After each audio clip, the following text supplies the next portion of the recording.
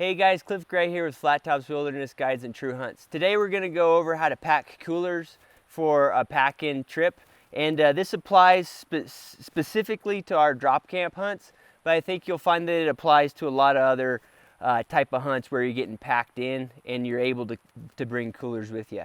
So the first thing I'll cover to just review on our packing video, and that's the size of coolers that are going to fit on pack mules.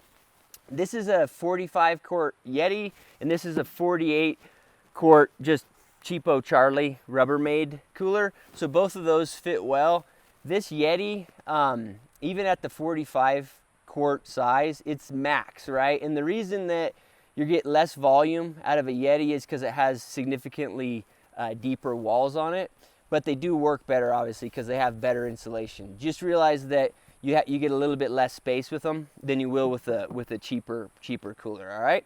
So some rules that we have in terms of the coolers. One, try to do us a favor if you're in a group where you've got if you're in a group of 4 or 5 hunters and you've got a couple sets of coolers or one solid set of coolers, try to get them to weigh as evenly as possible. We can manipulate the weight a little bit by packing on top of them, but it helps us a lot if they're at least pretty close, within like 5-10 pounds. If you've got one really heavy one and one really light one, here we're gonna have to end up moving things around, and I'll kind of talk about cooler strategy. But one of the things you really don't want us to do when you arrive here, particularly in September, is have to open up your coolers down here in the warmer temperatures and move everything around. So just do us a favor and try to get it at least relatively close. And then the other thing is don't pack any liquids in these, and that includes ice, right? So all the camps that we have, and this applies to almost all other drop camp operations too, they're gonna have good water sources near camp.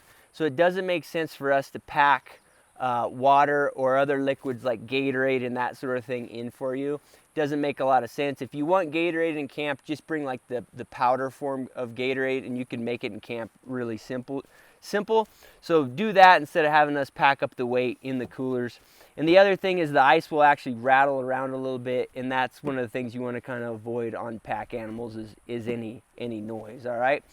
And if you're packing ice because you think it's going to help you in terms of keeping your food cool, you're actually better off just packing completely frozen entrees. That's going to be the best ice that you can have. All right. So those are overarching rules on the coolers.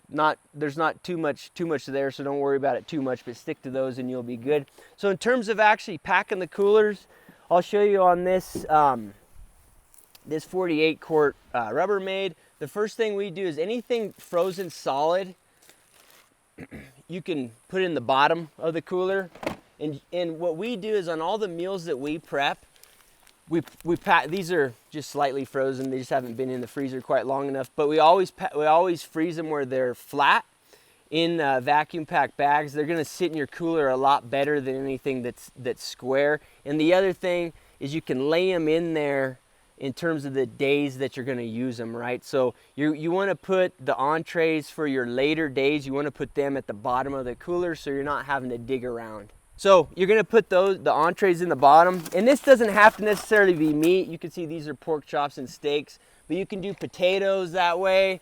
Again, try to freeze them in vacuum bags so they're flat.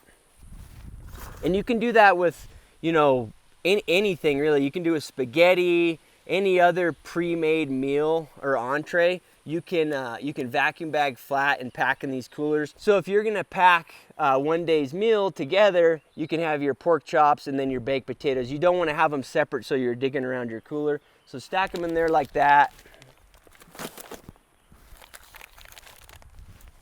And as you get to the top of your coolers, the best thing to do is leave 2 or 3 inches of space for kind of what I'm going to call like your soft food goods. And the reason I say that is because you don't have a lot of other really secure spots to put food, particularly like eggs and bread, where it's not going to get smashed. If you put it anywhere else, even if it's in a separate box or something, and it gets put in a pannier, whenever those panniers get hitched up, there's going to be a fair amount of pressure. The other thing is, if they don't get broken, then they can get bumped on a tree or something as the pack animals maneuver on the trail. So what I try to do is I try to put that stuff right here on the top of the cooler. So you can see there's a fairly good base here with the entrees, and then like your breads you can put on the top. You know, salads, like bag salad works okay. These are good too. These mixes that are in the square containers, those work. And then your eggs, unfortunately you don't have a great carton, but like just your standard grocery carton will work great. These will work too. Obviously it's better if you have the top part, but those fit perfectly right in the top of your coolers here. And they'll be secure, so when you shut it, everything's in there. You're not gonna get a lot of movement, and that stuff's not gonna get broken on your way up there. All right, guys, so this is a perfectly packed cooler. Goes on the mule, you get it in the camp. Now I'm gonna talk about cooler strategy. And if you only have one cooler, like you're a small group, really the only strategy is the simple rule to try to open the cooler as little as possible, particularly in September. Unfortunately, if you only got one cooler, you're gonna have to open that cooler every day. But that's the best you can do, is just be careful about it. And reflect on what I was talking about when I packed this. Make sure that you pack it so you don't have to dig to the bottom every time and lose all that, all the cold temperatures in the bottom of the cooler every time you try to get a meal. If you have multiple coolers, what I suggest you do is have one cooler where you have kind of like your daily items and probably like your salads and your vegetables. If you put those in a cooler and they stay in that cooler for multiple days and you're not opening that cooler, they can actually freeze. So be cognizant of that. Usually I'll put my salads, all my condiments, the eggs, stuff like that I need to use every day. I'll put that in one cooler, and in that cooler I'll put like the first day or two of entrees, right? And then what I can do with the other cooler is I can have all the rest of the meals in there, so I don't have to open that cooler at all until later on in the hunt, all right? And that makes a big difference. People don't really realize that when you're opening a cooler, it can take a day off of how long it's gonna keep those goods frozen. So you wanna have some strategy there, and that's the best way that I've found to do it, all right? The other thing you can do, and you can do this when you have multiple coolers or just one cooler, is you can be really strategic about where you keep the cooler in camp, all right? So in September, there's a slight bear risk, but in general, we don't have to deal with it a whole lot. You'll have to make a judgment and talk to your outfitter about that risk. But if it's really warm, sometimes you can just, instead of having the cooler inside the tent, you might have it right out of the tent somewhere where it's gonna stay shaded, or even in the timber where it stays, 10 to 15 degrees cooler all day, and then substantially cooler at night. All right, guys, so in your later rifle seasons, like late second season into third season, depending on the elevation you're at, you can actually end up in the inverse problem. And that's the issue becomes not that your food is thawing, it's becoming that it's staying frozen solid, right?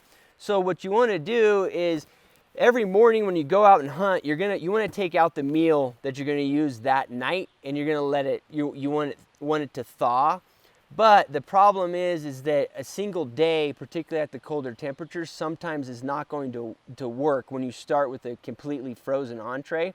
So what you want to do is, as you start to work through a cooler, take that cooler and put it in the tent. And then what will happen is, just because there's more fluctuation there with you guys running the wood stove and you being in the tent, that cooler is going to lose a little bit of its of the cold temperatures inside of it, and you're going to get kind of a normal melt off of that cooler, all right?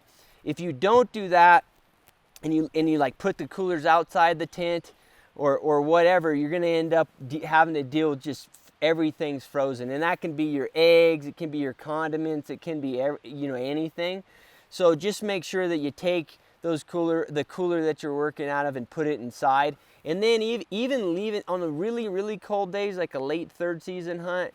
Even if you're leaving the tent, and let's say you didn't start the fire in the stove, so it's literally going to be cold all day long. It's not like the stove is burning out and there's a little remaining heat. in the tent, your food's gonna refreeze. So you wanna have it in the cooler, like all your condiments and stuff. If you leave them on the counter, you can come back and it'll be frozen. So that's another use of the coolers you should consider. All right, guys, so I hope that helps you when you're packing your coolers for a drop camp or whatever kind of expedition you're going on where you're gonna use coolers and they're gonna let you pack them in. I think if you just pay attention to how you pack and you use a couple of those tips, you'll be a lot better off.